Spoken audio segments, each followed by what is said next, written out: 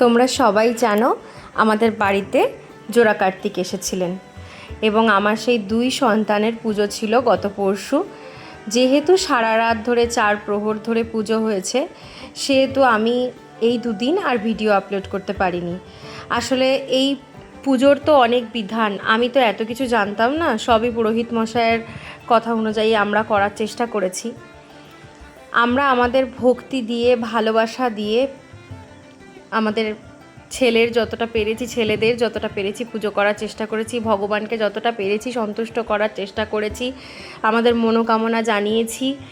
পুজো হয়েছে 4 প্রহরের, যজ্ঞ হয়েছে, তারপর পুজো শেষ হয়েছে গতকাল সকাল 7টায়।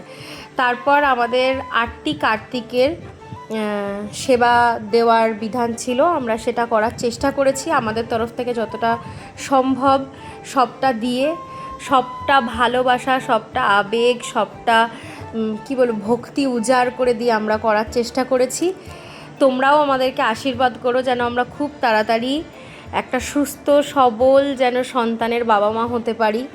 ভগবানের কাছে এই প্রার্থনা। আর আমাদের ছোট ছোট কার্তিকরাও আমাদেরকে আশীর্বাদ করে গেছে এবং আমরা তাদের কাছেও বলেছি যে তোমরাও আমাদেরকে আশীর্বাদ করো, এবং সবাই মাথায় হাত দিয়ে দিয়ে আশীর্বাদ করেছে। আমি খুব খুশি, মন থেকে খুব খুশি পুজোটা করে, সত্যি বলছি। অনেক গেস্ট এসেছিল, সেই সমস্ত ভিডিও এবং খাওয়া দাওয়ার ভিডিও আমি পরের ভিডিওতে শেয়ার করব, আজ রাতেই শেয়ার করব।